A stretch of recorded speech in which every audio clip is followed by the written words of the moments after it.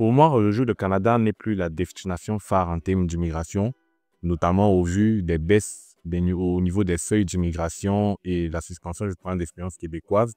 Je pense que le Canada est, au fil des années, en train de resserrer les choses et de devenir un pays compliqué en termes d'immigration. Le Canada n'est plus le même pays d'il y a 5 ou 10 ans qui recrutait massivement des tas de personnes en Afrique, en Europe et un peu de partout dans le monde.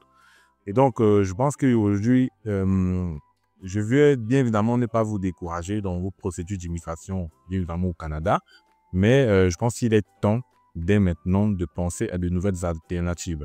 Et c'est pour ça qu'aujourd'hui, je viens vous proposer notamment ce pays qu'on appelle l'Australie. Voilà, c'est un pays qui est situé tout près de l'océan Indien, voilà, au niveau de l'océan Pacifique.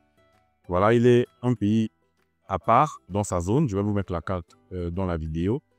Et je pense qu'il est intéressant parce qu'il propose également, ce pays propose beaucoup de programmes et un en particulier qui fonctionne exactement comme le programme Entrée Express. Voilà. Donc, c'est exactement comme le programme Entrée Express, notamment sur la base d'un système de points. Et bien évidemment, qui ne nécessite pas une offre d'emploi et qui ne nécessite pas de justifier des fonds de subsistance.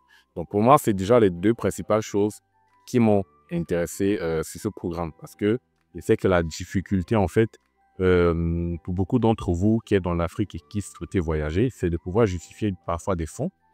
Donc, il y a beaucoup de personnes qui s'endettent, notamment, quand on prend l'exemple du Canada, qui exige énormément d'argent pour voyager, que ce soit pour les études, que ce soit même pour faire un visa touristique.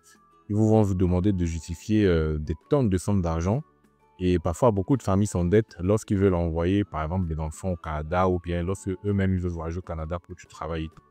Donc voilà, donc parfois la barrière financière qui s'oppose à de nombreux d'entre vous qui souhaitez immigrer au Canada. Donc en Australie, c'est pas pareil. Ici, on ne vous demande pas de justifier de l'argent. On ne vous demande pas de justifier, plutôt, on vous permet d'immigrer avec votre famille. Dans votre demande, vous pouvez inclure tous les membres de votre famille avec lesquels vous souhaitez voyager. Donc, bien évidemment, il y a une contrepartie à tout ça. Tout ne se fait pas gratuitement. On va pas, il n'y a aucun pays en fait qui va vous laisser venir dans son pays, c'est un pays d'Europe, qui va vous laisser venir dans son pays sans condition et sans rien. Voilà.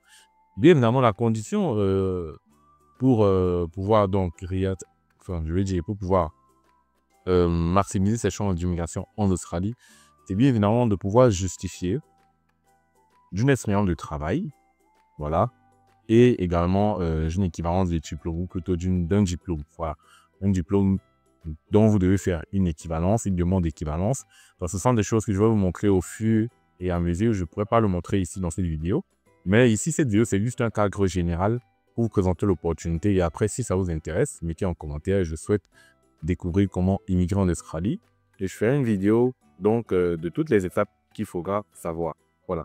Donc ici, en fait, donc, comme je vous ai dit, la contrepartie, c'est de pouvoir justifier d'une expérience de travail et bien évidemment de pouvoir avoir une équivalence de diplôme. Donc l'équivalence de diplôme, ça se fait auprès de plusieurs centres habilités.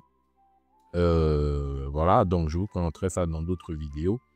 Et si vous avez au moins 2 ans d'expérience de travail ou 3 ans, ce serait bien. Voilà. Et donc, ici, il faut savoir que, comme je vous ai dit au début, c'est en fonction d'un système de points. Il y a des conditions, il y a l'âge. C'est comme en Entrée Express, il y a l'âge, il y a l'expérience, il y a le travail. Voilà, donc le programme va vous coûter en gros 4 910 $. Je crois que c'est à peu près 1 800 000 francs s'il faut convertir. Donc ça, c'est bien évidemment lorsque vous avez été sélectionné, lorsque vous avez obtenu l'approbation de votre demande par le gouvernement australien par rapport à votre déclaration d'intérêt, parce qu'on appelle ça également la déclaration d'intérêt. Donc, une fois que vous avez obtenu une réponse positive pour votre déclaration d'intérêt, donc il ne faut pas régler les frais. Évidemment, vous aurez la possibilité de payer en plusieurs fois, il me semble, d'après ce que j'ai vu, vous pouvez payer en 1 ou 2 fois. Et donc, dans ces 4 910 $, on va dire le coût total de cette procédure-là, 1 800 000, contrairement au Canada, où ça vous coûte beaucoup de millions, 8-10 millions de francs. Donc, je pense que c'est énorme et que les enjeux sont bien évidemment différents.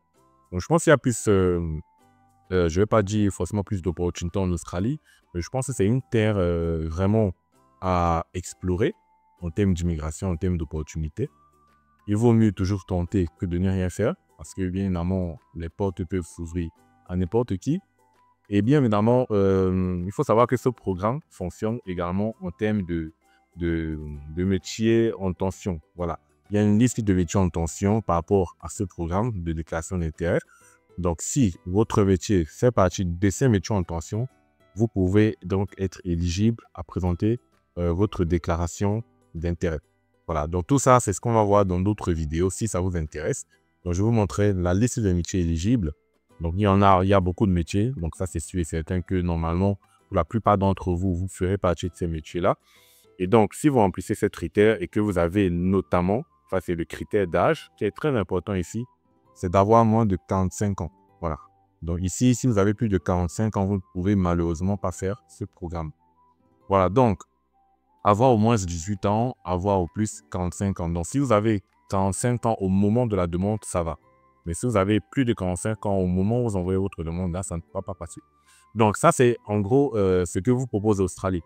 Et c'est un des programmes. Voilà. Et ce n'est pas le seul programme. J'étudie encore le reste des opportunités et même des pays d'à côté pour vous mettre dans les voies que vous pouvez suivre en termes d'immigration pour ne pas seulement aller en direction du Canada.